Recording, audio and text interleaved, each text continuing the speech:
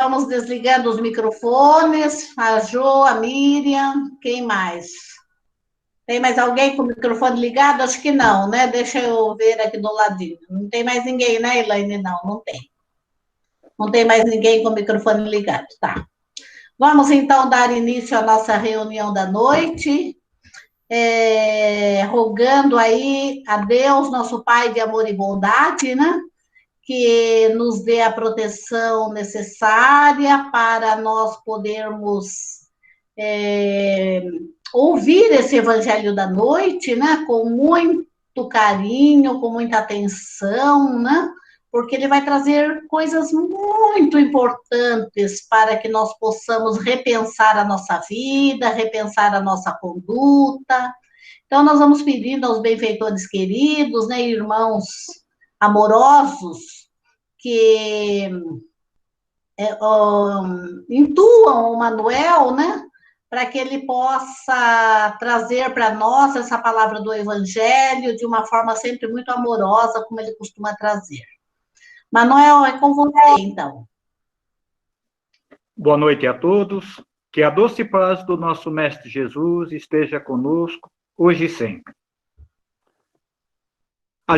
Todos nós estamos com saudades desse nosso retiro meio forçado, mas graças à internet nós vamos dando prosseguimento aos nossos estudos, aos nossos evangelhos, a maneira como nós nos comunicamos dentro do SENGE, e que nosso Mestre Jesus nos abençoe e nos dê o discernimento necessário para que possamos entender os textos desta noite. Dando sequência ao estudo Estudo e Vida, pelos espíritos Emmanuel e André Luiz, psicografado por Francisco Cândido Xavier e Valdo Vieira. Hoje o nosso tema de assunto é o tema 26. Crises sem dor, por Emmanuel. Fáceis de reconhecer as crises abertas. Provação exteriorizada, dificuldade à vista. Surgem comumente na forma de moléstias, desencantados, acidentes ou suplícios do coração, atraindo o concurso espontâneo dos circunstantes a que se escoram as vítimas, vencendo com serenidade e valor tormentosos dias de angústia, como quem atravessa, sem maiores riscos, longos túneis de aflição. Temos, porém, calamitosas crises sem dor, as que se escondem sob a segurança de superfície. Aí nós nos perguntamos, quando acontece isso? Quando nos acomodamos com a inércia, a pretexto de haver trabalhado em demasia. Nas ocasiões em que exigimos que nos faça o próximo arrimo indébito, no jogo da usura ou no ataque da ambição. Qualquer que seja o tempo em que venhamos a admitir nossa pretensas superioridade sobre os demais. Sempre que julguemos infalíveis, mesmo desfrutando das mais elevadas posições nas trilhas da humanidade. Toda vez que acreditemos tão supostamente sábios e virtuosos, que não mais necessitemos de avisos e corrigendas, encargos que nos são próprios. Sejam quais forem os lances da existência em que nos furtemos deliberadamente aos imperativos de autoeducação ou de auxílio aos semelhantes, estamos em conjuntura perigosa da vida espiritual, com a obrigação de esforçarmos intensamente para não cair em mais baixo nível de sentimento e de conduta. Libertemo-nos dos complexos de avareza e vaidade, intransigência e preguiça, que nos acalantam a insensibilidade a ponto de não registrarmos a menor manifestação de sofrimento, porquanto, de modo habitual, é por meio deles que se operam em nós e em torno de nós os piores desastres do espírito, seja pela fuga ao dever, seja pela queda na obsessão. Nesse primeiro item, o item 26, Crise sem dor de Emmanuel, nós podemos ver o que ele nos pede. E ele nos pede simplesmente para não nos acomodarmos com a inércia, a pretexto de haver trabalhado em demasia. Sabemos que nós, pela nossa própria estrutura, por menos que nós façamos, nós sempre achamos que trabalhamos demais e reclamamos, em vez de agradecer a Deus a saúde que temos, de nos ter entregue um trabalho e nós podermos, através desse trabalho, ter os nossos sustentos. Mas será que nós trabalhamos em excesso? Será que quando nós lutamos, trabalhamos um tempo, que é a lei física, que nós nos aposentamos, nós devemos parar de trabalhar? Eu acho que nós devíamos continuar. Talvez não na mesma função que nós desempenhássemos. Talvez nós teríamos que recriarmos alguma coisa para que nós pudéssemos, através desse preparo de trabalho, sermos úteis a essas gerações que vêm vindo através de um aprendizado do nosso conhecimento, que pudéssemos interagir com eles da melhor maneira possível para conseguir passar esses ensinamentos. Hoje, a estatística de velho, ou de idoso, ou para outros da melhor idade, tem um significado muito especial para essas pessoas que têm vindo, essas gerações que estão influindo a gente. Eles nos ensinam a tecnologia. Nós os ensinamos os nossos conhecimentos, o que aprendemos durante esses anos. Sabemos que não aprendemos quase nada, mas esse quase nada é uma semente. Semente aquela que dará frutos com o decorrer do tempo. Então, o que nós precisamos? Equilíbrio. Sim, equilíbrio em nossa vida. Viver um dia de cada vez. Consciência e evolução. Nesse mundo de provas e expiações, a cada dia que se passa, há uma evolução, tanto do ser humano, como de todos os seres que se encontram nesse planeta. Então, nesse texto, Emmanuel nos explica a nossa obrigação. Aqui nós nos dispomos com a nossa idade e com a nossa experiência. Nós não estamos separados de tudo isso. Nós ainda temos muito para dar àqueles que vêm vindo. Então, essa parte do texto é para nós refletirmos que não nos devemos acomodar, que devemos dar um direcionamento à nossa vida para que possamos ser úteis dia a dia. Esse é o nosso tema 26, Crise sem dor, por Emmanuel. Agora, no segundo item, Mortos Voluntários, de André Luiz.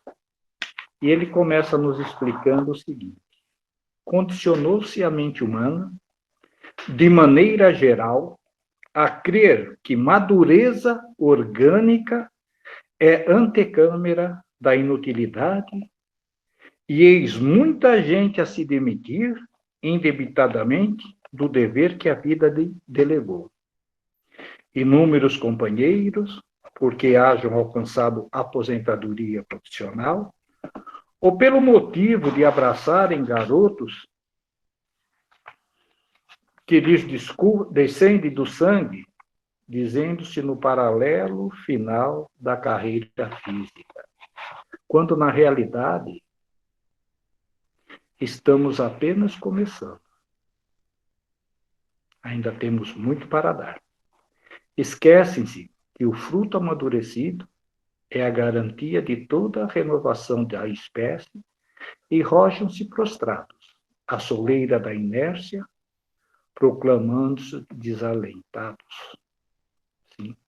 É nesse momento que devemos orientar os mais novos com a nossa experiência, com o nosso poder de explicação, por mais simples que seja, sempre tem alguém que precisa aprender, tanto profissionalmente como moralmente, e nessa época que nós devemos ser os exemplos dessa sociedade que vem vindo.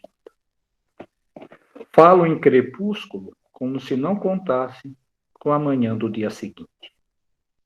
Começam qualquer comentário em torno dos temas palpitantes do presente pela frase clássica. Ah, no meu tempo não era assim. Sim, há uma evolução, a evolução no mundo, a evolução do planeta, há uma evolução em nós mesmos a cada dia que passamos com o nosso aprendizado, ou através de nossos cursos, nossos estudos, ou através de escolas. Há sempre alguém evoluindo de maneira lenta, mas gradativamente. Enquanto isso, a vida ao redor é desafio incessante ao progresso e à transformação, chamando-os ao rejuvenescimento. Esse é o ponto que nós precisamos. Chegar a esse ponto de rejuvenescimento em todos os nossos dias. Todos os dias nós temos a oportunidade de fazer algo melhor do que no dia anterior.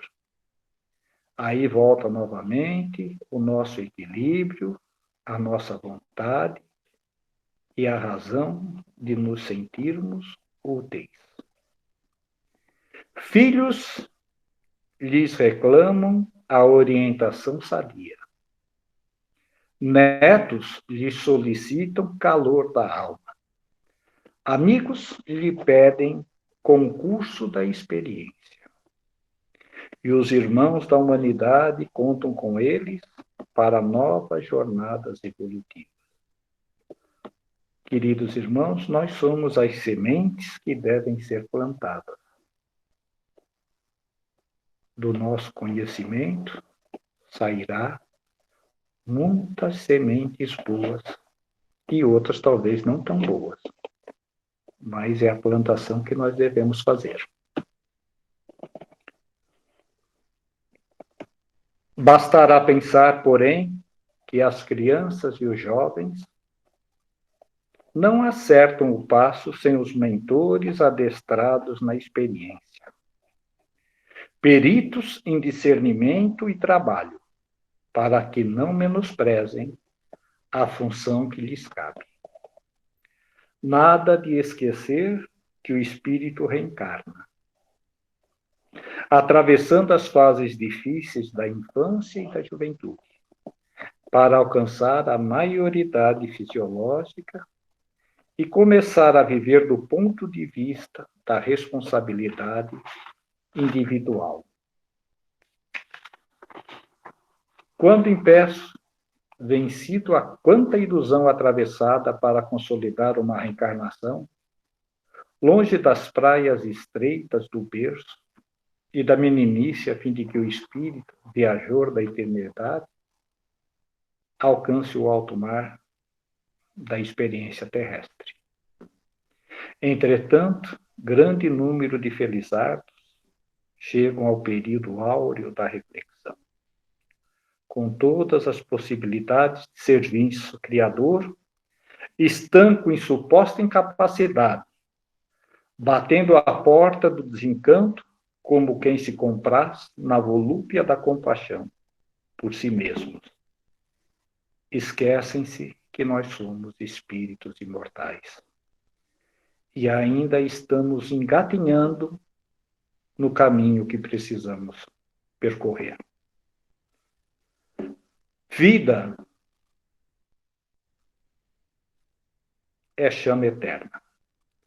Trabalhemos por exterminar a praga do desânimo nos corações que atingiram a quadra preciosa da prudência e da compreensão. Todo dia é tempo de inventar, clarear e prosseguir.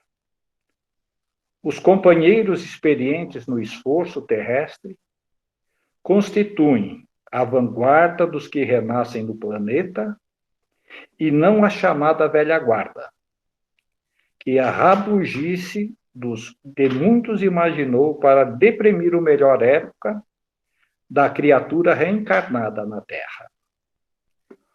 Hoje é o nosso melhor momento nessa evolução, para todos nós. Hoje nós estamos vivendo a melhor fase das nossas vidas. Trabalhemos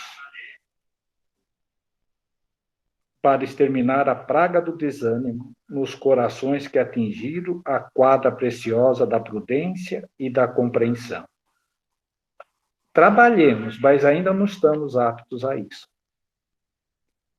Quando André Luiz nos diz que vida é chama eterna e todo dia é tempo de inventar, clarear e prosseguir, é a oportunidade de cada dia nós renascermos para uma função, para 24 horas de trabalho, de obediência às leis de Cristo.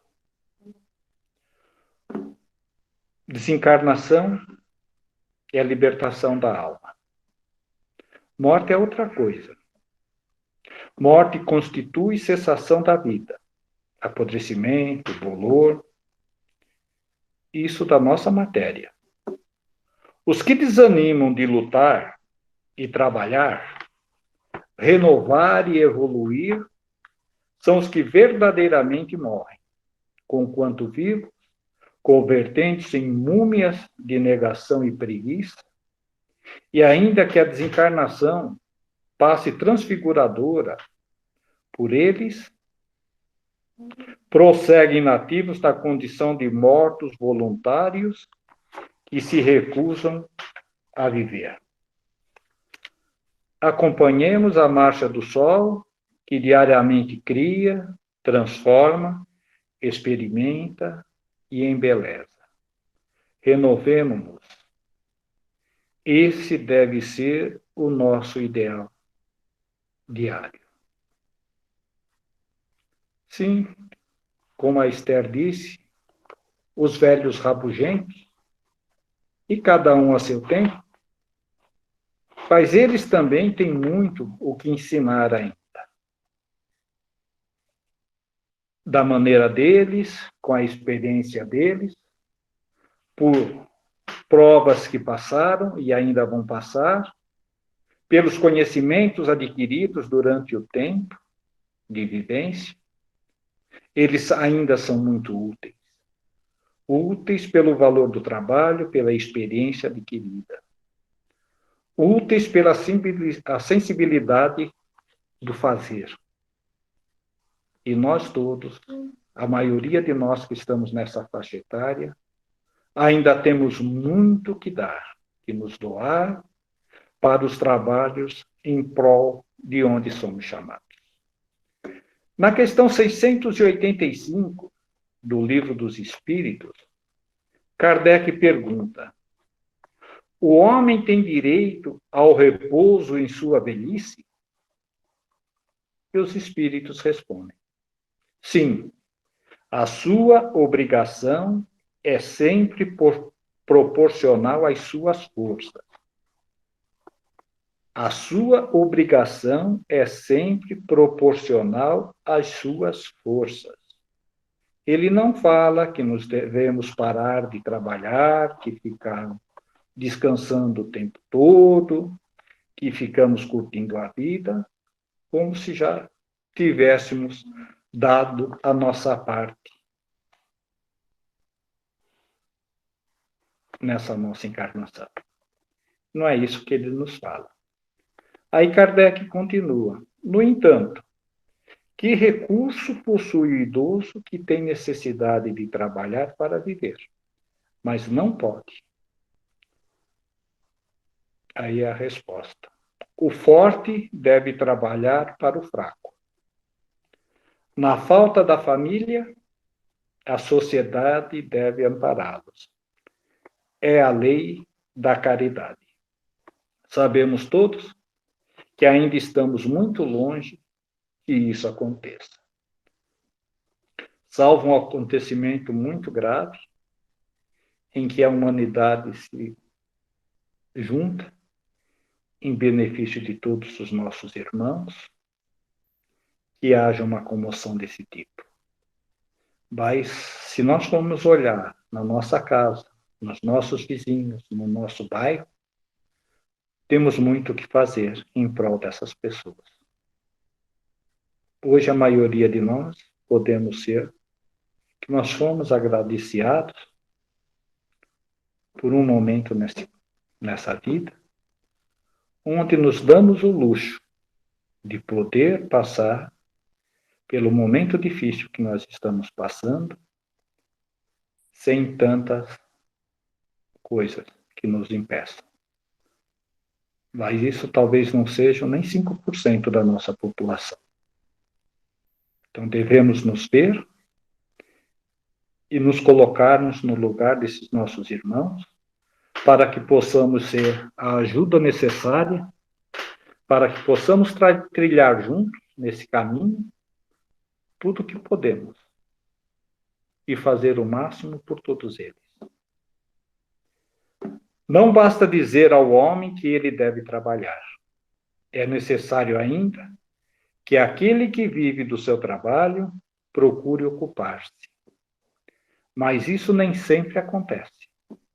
Quando a suspensão do trabalho se generaliza, ela toma proporções de um flagelo, como a escassez. A ciência econômica procura o remédio no equilíbrio entre produção e consumo.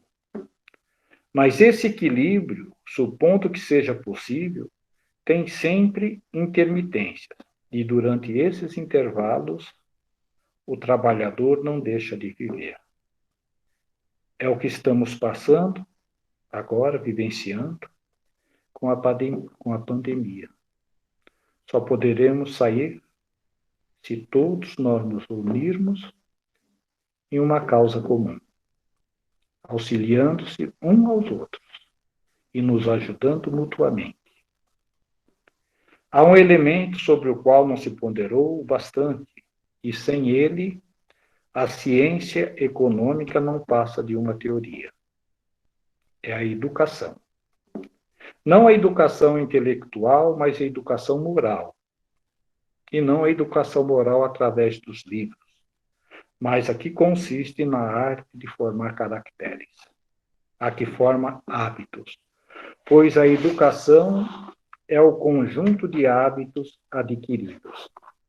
Quando se pensa no conjunto de indivíduos diariamente lançados na torrente população, sem princípios, sem limites e abandonados aos próprios instintos, deve-se ficar surpreso com as consequências desastrosas que disso resultam.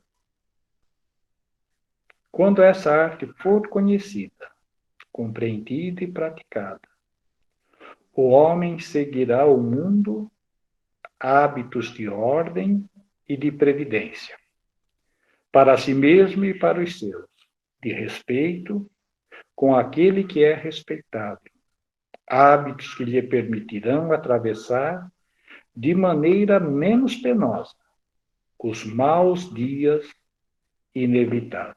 Mais uma vez, fazemos uso da vontade e do equilíbrio. A desordem e a imprevidência são chagas que só uma educação bem compreendida pode curar. Esse é o ponto de partida, o elemento real do bem-estar a garantia da segurança de todos. Esse é o que temos para hoje. Vamos pensar nessas palavras de Emmanuel e de André Luiz, dessa questão do Livro dos Espíritos, e vamos ver durante essa semana o que nós podemos fazer para melhorar e para melhorarmos no que diz respeito à assistência fraterna aos nossos irmãos, colocando-nos à disposição de todos para os serviços que ainda virão. E agradecendo a Deus e ao Mestre Jesus esta oportunidade de sermos úteis com saúde, paz e fraternidade. Eu agradeço a todos pelo tempo e desejo uma excelente semana. Fiquem com Deus e que a doce paz do nosso Mestre Jesus nos acompanhe, hoje e sempre. Obrigado e uma boa noite. Obrigado, Manuel, pelo comentário, né? Então, apenas fechando aí, porque muita gente chegou bem depois, né? Nós tivemos aí 2 textos, né? Um texto de Manuel e outro de André Luiz, que estão os 2 relacionados com o tema egoísmo, né? Então, nesse tema crise sem dor, né?